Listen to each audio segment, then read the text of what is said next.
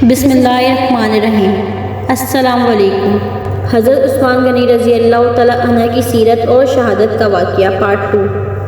حضرت عثمان غنی رضی اللہ تعالیٰ عنہ پر ان کی دور خلافت میں الزام لگائے گئے کہ حضرت عثمان رضی اللہ تعالیٰ عنہ لوگوں کو بہت نوازتے ہیں، تو حضرت عثمان غنی رضی اللہ تعالیٰ عنہ نے اس بات پر فرمایا کہ حکمران تو میں آج بنا ہوں، نوازتا تو میں پہلے بھی تھا۔ وہ کس خزانے سے دیتا تھا؟ لاکھوں لوگ حج کرنے جاتے تھے، لیکن حضرت عثمان غنی رضی اللہ تعالیٰ عنہ حج کرنے جاتے تو اعلان کر دیا کرتے کہ کوئی حاجی حج کے موقع پر کھانا نہ بنائے۔ حاجیوں کو کھانا حضرت عثمان غنی رضی اللہ تعالیٰ عنہ اپنی طرف سے کھلائیں گے۔ منع میں حضرت عثمان غنی کی طرف سے کھانا تقسیم ہوتا تھا، اور خادم کو کہا کرتے تھے کہ میں آخر میں کھانا کھاؤں گا، پہلے سب حاجیوں کو کھلا دو۔ حضرت عثمان غنی رضی اللہ تعالیٰ عنہ ایک بار جب حج کے لیے تشریف لے گئے تو کسی نے ان سے پوچھا کہ نبی پاک صلی اللہ علیہ وآلہ وسلم حج کے موقع پر قصر نماز ادا کرتے تھے۔ حضرت عمر فاروق رضی اللہ تعالیٰ عنہ بھی اور حضرت ابو بکر صدیق بھی، پھر آپ کیوں پوری پڑھتے ہیں؟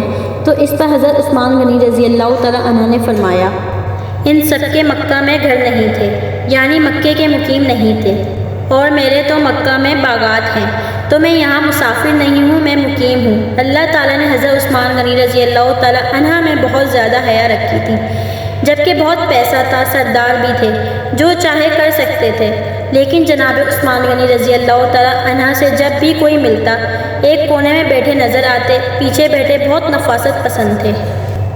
سیدنا عثمان غنی رضی اللہ تعالیٰ عنہ کے خلاف سازشوں کا بازار جن لوگوں نے گرم کیا، ان کا سردار عبداللہ بن سبا تھا۔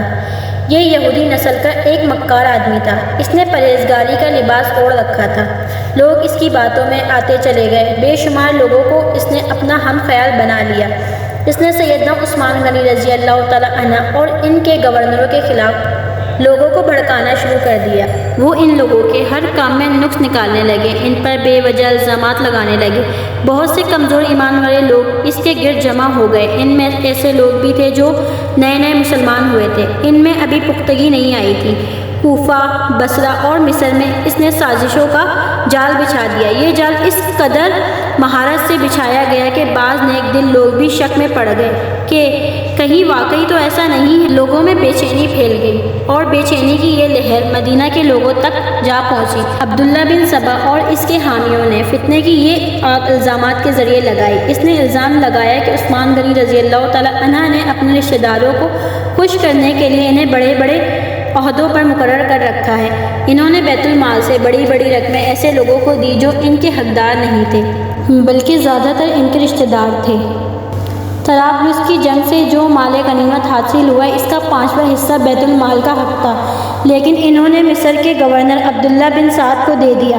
جب سیدنا عثمان غنی رضی اللہ تعالیٰ عنہ تک یہ باتیں پہنچی تو انہوں نے بھرے مجموعے میں ان الزامات کے یہ جوابات دیے۔ آپ رضی اللہ تعالیٰ عنہ فرماتے ہیں، میں نے ان لوگوں کو خوش کرنے کے لیے نہیں بلکہ لائق، بہادر اور بھروسے کے قابل سمجھ کر اونچے عہدوں پر فائز کیا ہے۔ میں اپنے خاندان والوں سے واقعی بہت محبت کرتا ہوں، لیکن ان کے خاطر ظالم نہیں بن سکتا۔ میں ان کو صرف وہی حق ادا کرتا ہوں جو واجب ہیں۔ ان کو دل کھول کر دیتا ہوں تو بیت المال سے نہیں بلکہ اپنے ذاتی مال سے۔ مسلمانوں کا مال نہ میں اپنے لیے حلال سمجھتا ہوں اور نہ ہی کسی دوسرے کے لیے۔ طرابلس کی لڑائی میں عبداللہ بن سعد اسلامی فوج کے سپہ سالار تھے۔ میں نے ان سے وعدہ کیا تھا کہ اگر آپ لڑائی میں کامیاب ہوئے تو غنیمت کے مال کا 5واں حصہ آپ کو دیا جائے گا۔ فتح کے بعد میں نے اپنے وعدے کے مطابق یہ حصہ انہیں دے دیا، لیکن جب دوسرے مسلمانوں نے اس بات کو پسند نہ کیا تو میں نے ان سے یہ حصہ واپس لے کر بیت المال میں جمع کروا دیا۔ تو اب اس میں اعتراض والی بات کون سی رہ گئی؟ اس کے علاوہ حضرت عثمان غنی رضی اللہ تعالیٰ عنہ پر ایک چراگاہ کے بارے میں بھی الزام تھا۔ یہ چراگاہ مدینہ کے قریب بنائی گئی تھی۔ حضرت عثمان غنی رضی اللہ تعالیٰ عنہ نے اس کو حکومت کی ملکیت قرار دیا، عام لوگوں کو اس سے فائدہ اٹھانے سے روک دیا۔ اس الزام کے جواب میں سیدنا عثمان غنی رضی اللہ تعالیٰ عنہ نے فرمایا کہ اس چراگاہ کو مجھ سے پہلے ہی سرکاری بنا دیا گیا تھا تاکہ سرکاری گھوڑے اور اونٹ وہاں چر سکیں۔ میں نے اس میں عام لوگوں کو مویشی چرانے سے نہیں روکا۔ میرے پاس تو صرف 2 اونٹ ہیں جو میں نے حج کے لیے رکھ چھوڑے ہیں۔ خلافت سے پہلے میں سب سے زیادہ اونٹوں اور بکریوں کا مالک تھا، اب ان 2 اونٹوں کے سوا میرے پاس اور کوئی جانور نہیں۔